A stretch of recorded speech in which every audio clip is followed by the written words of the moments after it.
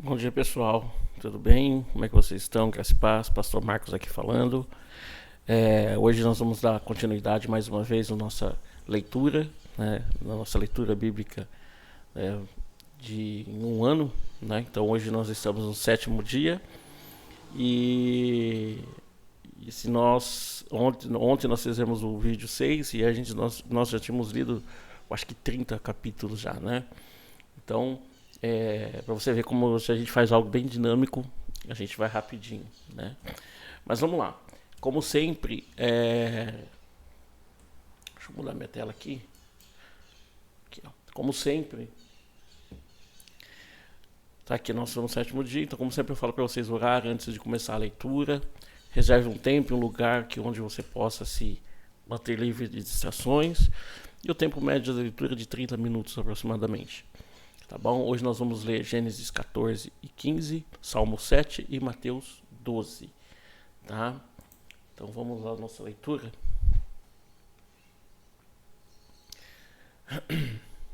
Diz assim: na época,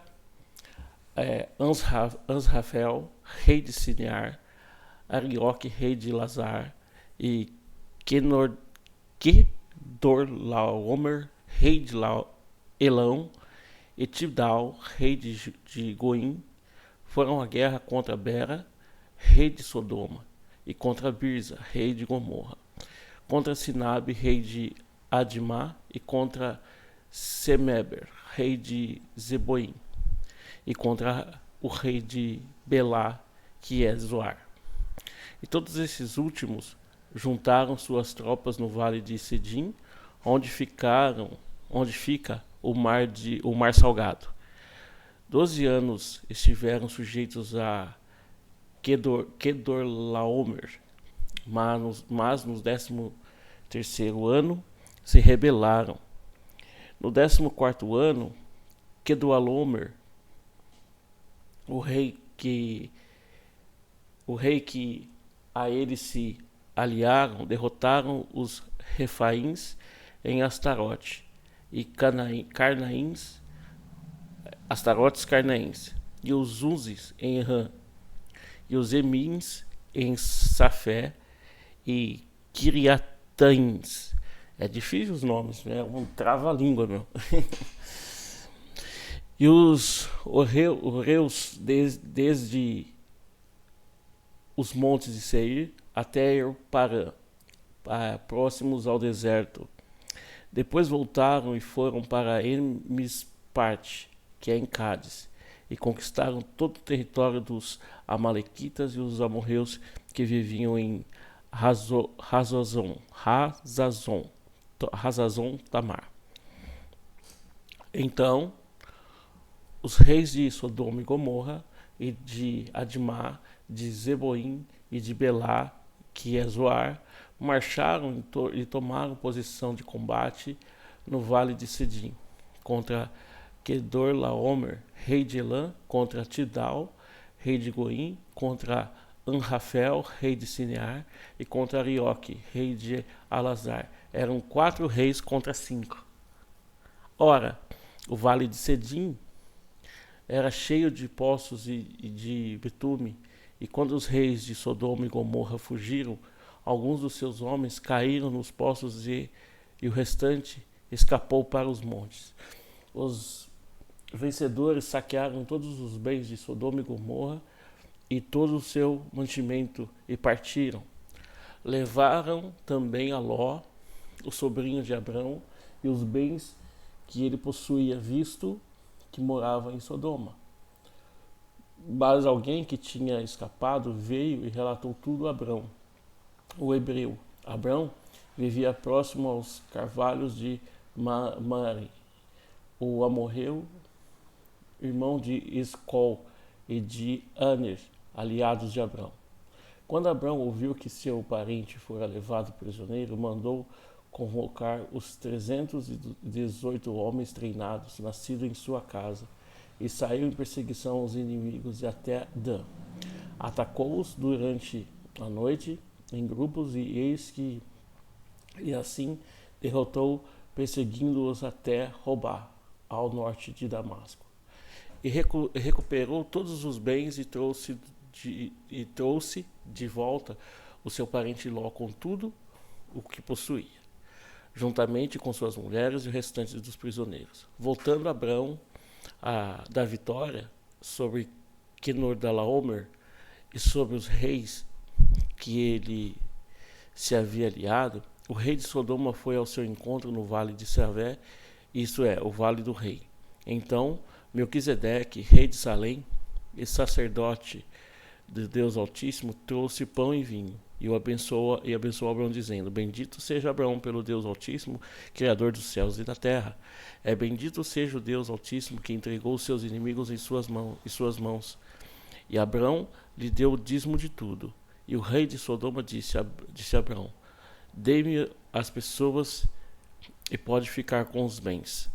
Mas Abrão respondeu ao rei de Sodoma: de mãos levantadas ao Senhor Deus Altíssimo, Criador dos céus e da terra, juro que não aceitarei nada do que lhe pertence, nem mesmo um cordão ou uma correia de sandália, para que você jamais venha dizer: eu enriqueci Abrão, e nada aceitarei, a não ser o que os meus servos comeram e a porção pertencente a Aner, Escol e Manre, os quais me acompanharam, que eles recebam a sua porção. Legal, né? Abraão também guerreou. E o mais interessante de tudo é que aqui é a primeira vez que nós escutamos a palavra dízimo, né? Que não havia nada ainda da questão, né? E Abraão foi o pioneiro, se nós podemos falar dessa forma, né? 15. Vamos lá. Depois dessas coisas, o Senhor falou a Abrão numa visão: Não tenha medo, Abrão. Eu sou o seu escudo e grande será a sua recompensa. Mas Abrão perguntou: O soberano Senhor que me dará, se continuo sem filhos e herdeiros do que possuo, Eliezer e Damasco?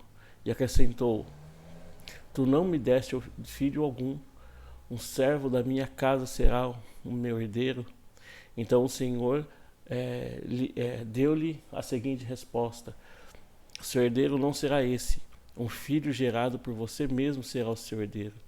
E levando-o para fora da tenda, disse: Olhe para os céus e conte as estrelas, se é que pode contá-las. E prosseguiu: Assim será a sua descendência. Abrão creu no Senhor e disse-lhe: Foi acreditado com justiça. E disse-lhe ainda: Eu sou o Senhor que tirei Ur dos caldeus para dar-lhe esta terra como herança. E perguntou-lhe Abrão: O soberano Senhor, como posso saber que tomarei posse dela? E respondeu o Senhor: Traga-me uma novilha, uma cabra e um carneiro, e todos com 3 anos de vida, e também uma rolinha e um pombinho. E Abraão trouxe esses animais, cortou-os ao meio e colocou cada metade em frente à outra, e as aves, porém, ele não cortou. Nisso, as aves de rapina começaram a descer sobre os cadáveres, mas Abraão os enxotava. Ao pôr do sol, Abraão foi tomado de sono profundo, e eis que vieram sobre ele trevas densas e apavorantes. Então o Senhor lhe disse: Saiba que os seus descendentes serão estrangeiros numa terra que não lhes pertencerá, onde também serão escravizados e oprimidos por 400 anos. Mas eu castigarei a nação a quem servirão como escravos. Depois de tudo isso sairão com muitos bens. Vocês, porém, irá em paz aos seus antepassados e será sepultados em boa velhice. Na 4ª geração, os seus descendentes voltarão para cá, porque a maldade dos amorreus ainda não atingiu a maldade completa. Depois que o sol se pôr, em meio à escuridão, eis que um fogareiro esfumaçante, com uma tocha acesa, passou por entre os pedaços dos animais. E naquele dia o Senhor fez a seguinte aliança com Abrão: Aos seus descendentes dei esta terra, desde o ribeiro do Egito até o grande rio, o Eufrates. as terras dos queneus, dos quenezeus e dos cadmoneus, os hititas, dos fariseus e dos refaíns, dos amorreus, dos cananeus e dos gigazeus e dos jebuseus. Estamos aí, mais uma história bacana. Leia isso bacana, leia de forma intensa e tire aquilo que Deus vai falar com você. Aqui Deus falou umas coisas bem interessantes já comigo, né? Muitas vezes eu já li, Deus foi legal comigo e começou a ministrar, e hoje não está sendo diferente. Ok? Vamos lá. Salmo 7. O Senhor meu Deus, em ti me refugio. Salva-me, livra-me de todos os que me perseguem, para que, como leões, não me dilaceram e me despedacem, sem que ninguém me livre. O Senhor meu Deus, se assim procedi, se nas minhas mãos da justiça, se fiz algum mal a um amigo ou se poupei sem motivo o meu adversário, persiga-me os meus inimigos até me alcançar. No chão me pisoteei e aniquilei a minha vida, lançando a minha hora no pó. Levanta-te, Senhor, na tua ira, erga-te contra o furor dos meus adversários. Desperta-te, meu Deus, ordena a justiça. Reúnam-se os povos ao teu redor, das alturas reina sobre eles. O Senhor é quem julga o povo.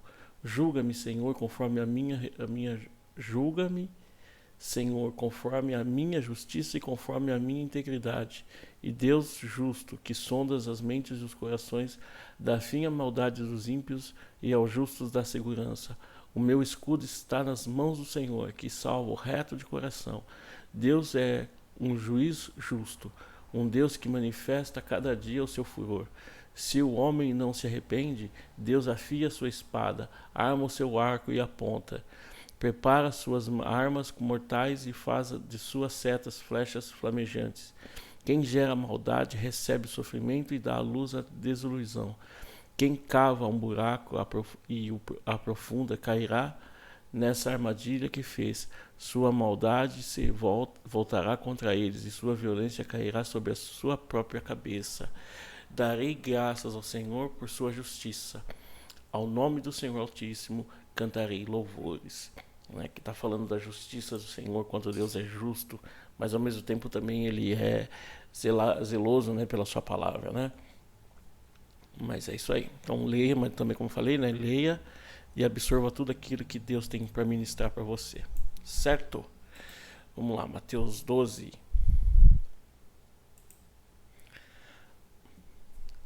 Naquela ocasião, Jesus passou pelas lavouras de cereal do sábado. Seus discípulos estavam com fome e começaram a comer espigas para comê-las. Os fariseus, vendo aquilo, disseram: Olha, os teus discípulos estão fazendo o que não é permitido no sábado. E ele respondeu: Vocês não leram o que fez Davi quando ele e seus companheiros estavam com fome? Ele entrou na casa de Deus e, juntamente com seus companheiros, comeu o pão da presença, o que não lhes era permitido fazer, mas apenas aos sacerdotes. Ou vocês não leram na lei que no sábado os sacerdotes do templo profanaram esse dia e contudo ficaram sem culpa? Eu lhes digo que aqui está o que é maior do que o templo. Se vocês soubessem o que significam estas palavras, desejo misericórdia e não sacrifícios, não teriam condenado inocentes, pois o Filho do Homem é o Senhor do sábado. Saindo daquele lugar, dirigiu-se à sinagoga deles. Estava ali um homem com uma das mãos atrofiadas, procurando um motivo para acusar Jesus. Eles lhe perguntaram: É permitido curar no sábado?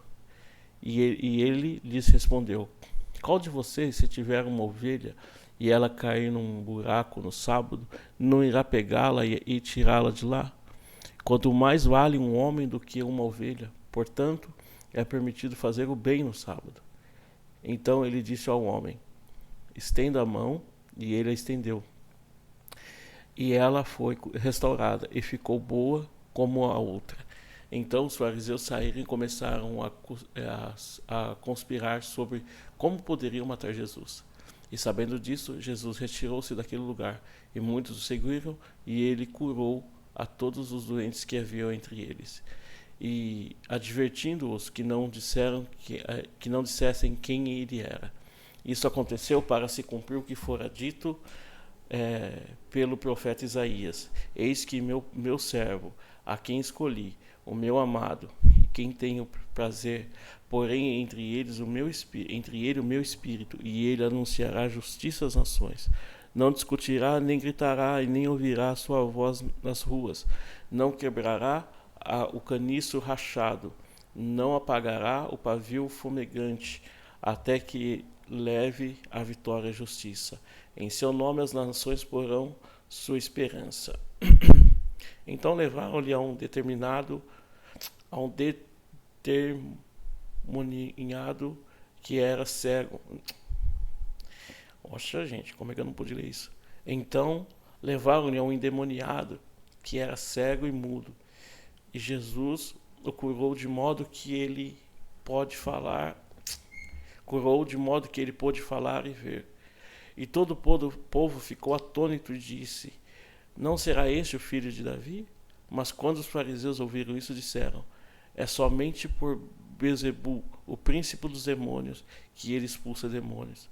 E Jesus, conhecendo os seus pensamentos, disse-lhe: todo rei dividido contra si mesmo será arruinado, e toda cidade ou casa dividida contra si mesma não subsistirá. Se Satanás expulsa Satanás, está dividido contra si mesmo. Como então subsistirá seu reino?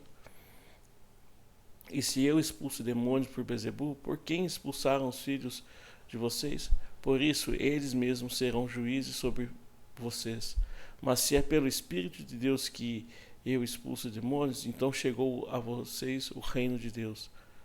Ou como alguém pode entrar na casa do homem forte e levar dali seus bens, sem antes matá-lo? Só então poderá roubar a casa dele. Aquele que não está comigo está contra mim, e aquele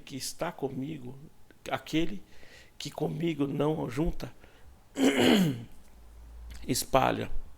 Por esse motivo eu lhes digo: todo pecado e blasfêmia serão perdoados aos homens, mas as blasfêmias contra o Espírito Santo não será perdoado.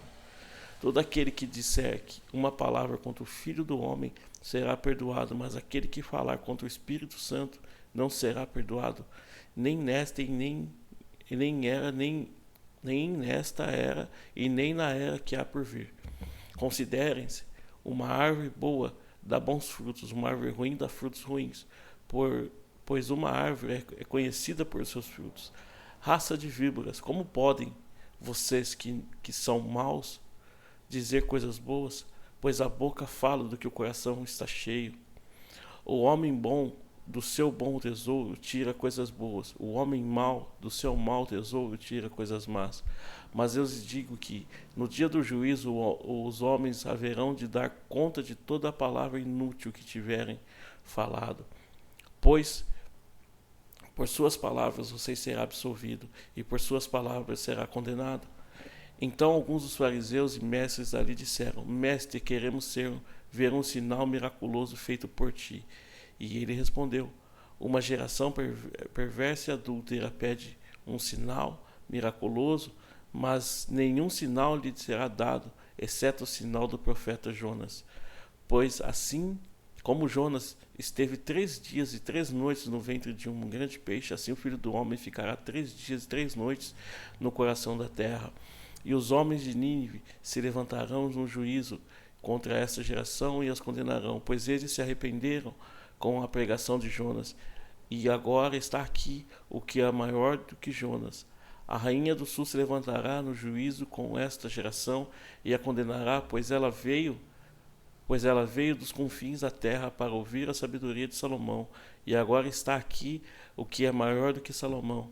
Quando um espírito imundo sai de um homem, passa por lugares áridos, procurando descanso e não encontra, e diz: voltarei para a casa de onde saí, e chegando encontra a casa desocupada, varrida e em ordem. Então vai e traz consigo outros 7 espíritos piores do que ele, e entrando passam a viver ali. Esse é o estado final daquele homem que torna-se pior do que o primeiro. Assim acontecerá a essa geração perversa. Falava ainda Jesus à multidão quando sua mãe e seus irmãos chegaram ao lado de fora, querendo falar com ele. E alguém lhe disse: tua mãe e teu irmão estão lá fora, querendo falar contigo. Quem é minha mãe e quem é meus irmãos? Perguntou ele. E estendendo a mão para o discípulo, disse: aqui estão minha mãe e meus irmãos. Pois quem faz a vontade do meu Pai, que estás no céu, esse é meus irmãos, minha irmã e minha mãe. Bacana essa história também de Jesus, né? Fala bastante coisa contraditória, que as pessoas vivem numa religiosidade e criticam, enfim. Eu não vou entrar em detalhes aqui, porque eu quero que você leia e quero que você medite e quero que Deus fale com você. Tá bom, meus amados? Então, tá aí, mais um vídeo, né? Mais alguns capítulos lidos aí. Espero que Deus fale com você. Mais uma vez, eu peço para você compartilhar, eu peço para você se inscrever no canal, tá? É um negócio simples aqui que eu faço. Eu não tô aqui eu sempre vou repetir isso. Eu não tô aqui para pregar, eu não tô aqui para pregar liturgia, eu não tô aqui para pregar ritos, não tô aqui para pregar doutrinas, teologia, não estou aqui para isso. Estou aqui para incentivar vocês a leitura, tá? Por isso que eu leio, comento muito pouco. Nos começos dos vídeos eu até dei uma comentada, mas eu comento pouco, que é para você desenvolver o hábito da interpretação, daquilo que Deus pode falar com você, desenvolver esse relacionamento, tá? Não estou aqui para ensinar nada, estou aqui para abençoar, ok? Em breve vai sair um vídeo separado dessa sequência, que é como você você fazer uma devocional, para você ser ainda mais abençoado e enriquecido. Amém? Deus abençoe vocês. Até o próximo vídeo.